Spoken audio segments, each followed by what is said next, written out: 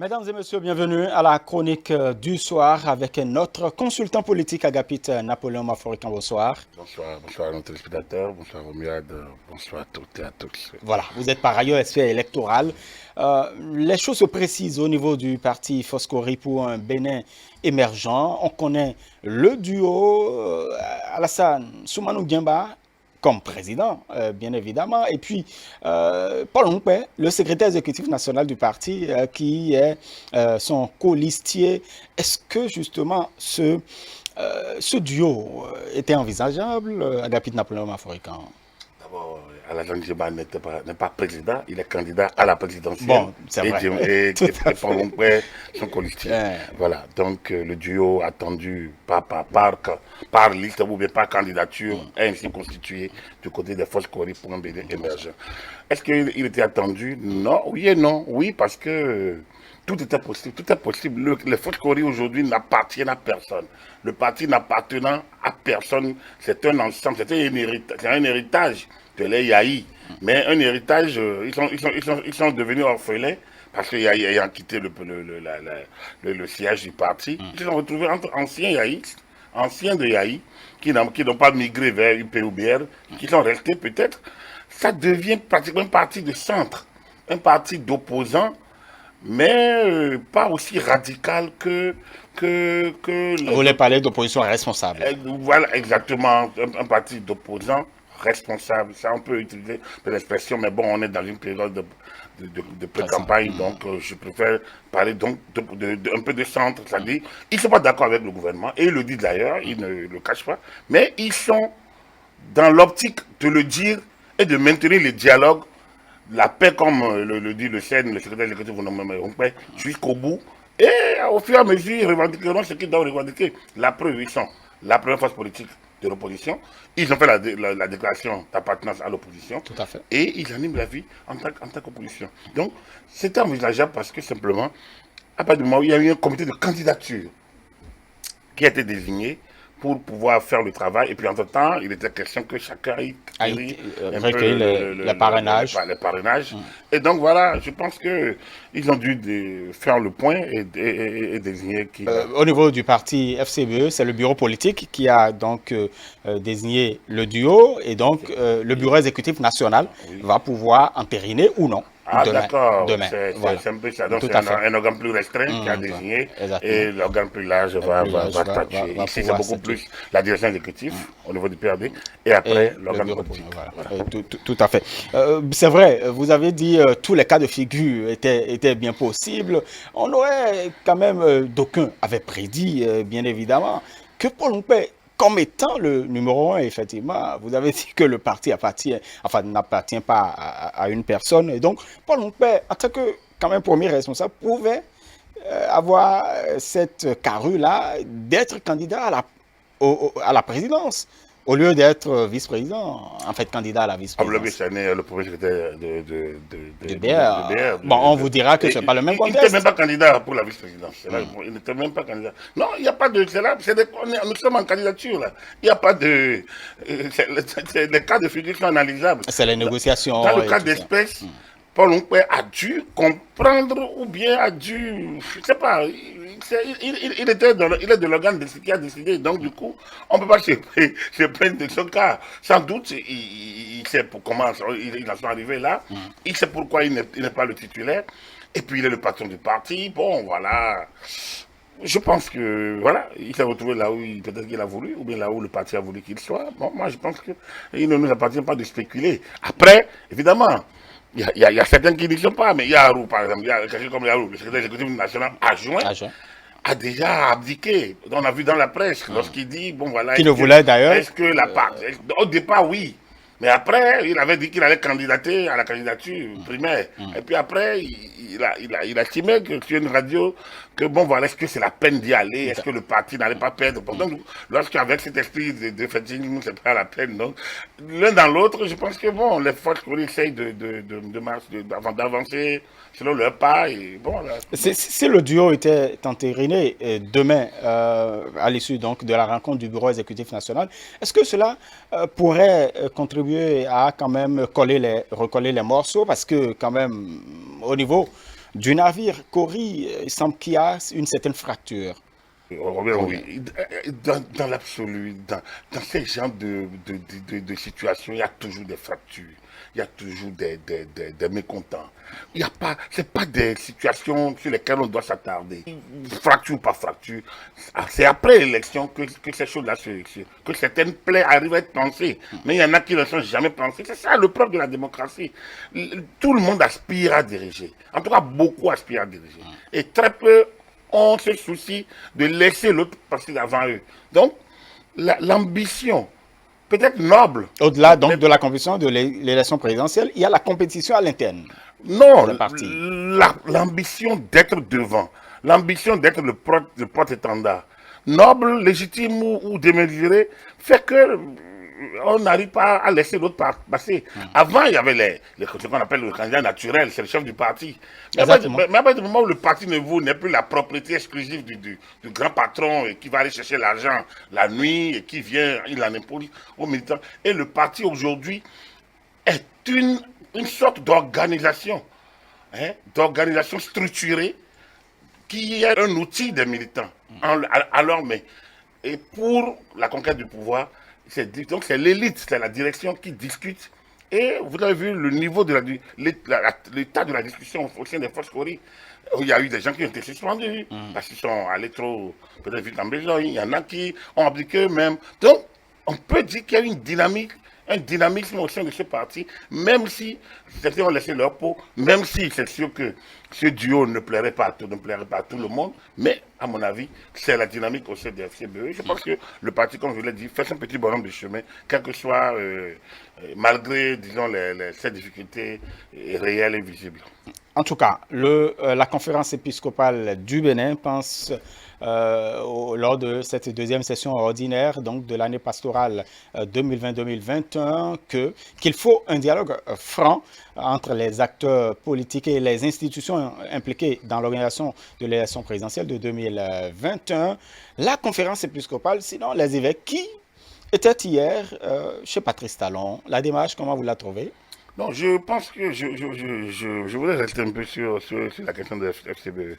Parce que là où vous parlez tantôt des évêques et de dialogue, non. Vous savez, l'élection présidentielle, comme je l'ai dit, ce n'est pas une élection de tout le monde. C'est une élection d'élite. C'est une élection de leader. C'est une élection de chef. En fait, quand vous dites d'élite, c'est-à-dire que ça concerne quand même tout le peuple. Pourquoi vous voyez l'intellectuel? L'élite, c'est ceux qui sont au-dessus. C'est ceux qui arrivent à être au-dessus de la mêlée. Une élite, c'est cela. Alors, ne voyez pas l'élite intellectuelle. Et quand vous pensez que ce n'est pas ceux qui sont allés à l'école, nécessairement qui sont il y a des élites au niveau de ce qu'on appelle d'une autre manière des leaders. Il y a l'élite, il y a le leadership. Donc, les leaders, les élites, normalement, ont vocation à être leaders parce qu'ils sont au-dessus en termes de visibilité, en termes de captation des messages, en termes de capacité de se sublimer, d'être au-dessus de la mêlée. C'est ça. Donc, cette élection n'est pas pour... tout le peuple ne peut pas aller aux élections. N'imaginez pas les 12 millions de Béninois aux élections. Donc, ce n'est pas une élection ouverte à tout le monde. Et c'est pour ça que les conditions sont quand même assez solides. Et dans le cadre de la réforme du système partisan et des réformes politiques qu'on est sur les talons, on s'est rendu compte que nous avons été amenés à réduire. Le Bénin a été amené à réduire le nombre de sa candidature. De ses candidats au plus 10. Au plus 10. Quand vous regardez le code électoral avec le système de parrainage, 160 parrains possibles, au minimum le 10e. Si c'est le 10e, ça fait 16. Ça veut dire qu'on ne peut pas dépasser 10 fois 10, les 100%. Donc, parmi les 10 candidats, c'est une option politique. C'est une option politique qui fait qu'aujourd'hui, il n'y a que 10 candidats possibles. Dans ces conditions. Et aujourd'hui, on a moins de 10 maintenant. On a 9 puisque, entre-temps, exactement, il y a un député qui... Exactement. Donc, vous comprenez que ce n'est pas pour tout le monde.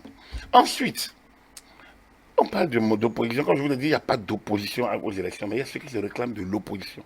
Et aujourd'hui, le parti FCBE est un parti qui s'est déclaré dans l'opposition, qui a fait cette déclaration de manière formelle.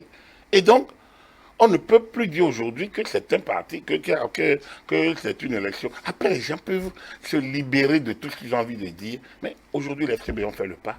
Demain, d'autres le feront. Je pense que c'est un signal fort pour ceux qui traînent les pas en pensant à une hypothétique remise en cause du système de parrainage. Le président de la Sénat était clair lors de sa rencontre avec les hommes politiques, les partis politiques. Il y aura élection. Avec le parrainage est une condition essentielle.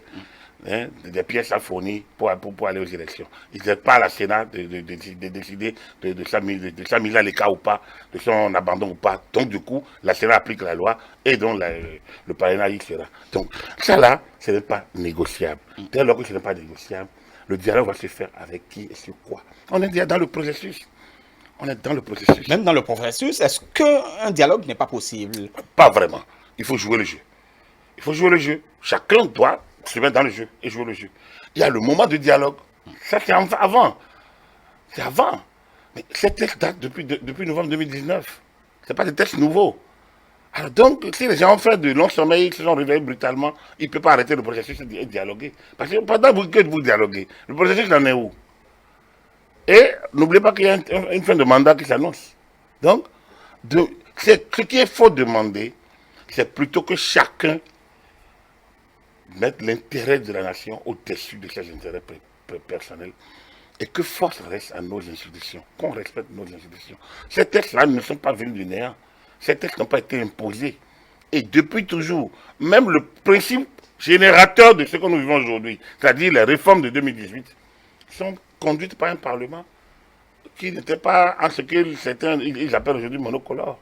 Et pourtant, il y a eu des situations. Donc du coup, c'est pour vous dire que cette démarche des FCBE, la dynamique impulsée aujourd'hui par les FCBE, nous ouvre de nouvelles perspectives également pour le processus. Et donc, est-ce que cette démarche devrait rassurer également la conférence épiscopale du Bénin? Je ne m'occupe pas de ça. Pour moi, ça doit pouvoir permettre à ceux qui traînent les pas d'y aller, à ceux qui traînent les pas de comprendre qu'il leur faut plutôt faire la marche, aller vers les candidats, aller vers les parrains, requérir leur candidature et les parrainages, faire leur dossier et permettre que la compétition ait lieu entre plusieurs listes. Voilà en fait ce dont nous avons besoin. Si dans cette logique, la conférence épiscopale ou la conférence des imams ou les personnalités du pays ou le peuple, enfin, ou les paysans de mon village ou ceux du vôtre sont heureux, mais qu'importe.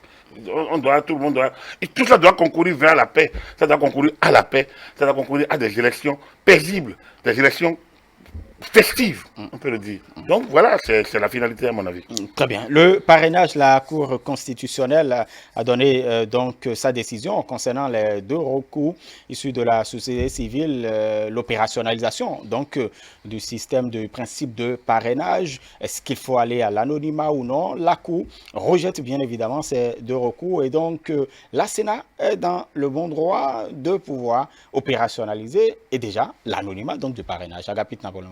C'était un non-événement. L'anonymat c'était entendu, cette décision de la Cour. C'était par qui? C'était un non-événement. Pas beaucoup. Non, ce n'est pas la décision qui est un non-événement. C'est l'affaire d'anonymat un non-événement. Puisqu'il n'est pas obligé, on n'a obligé personne de garder l'anonymat.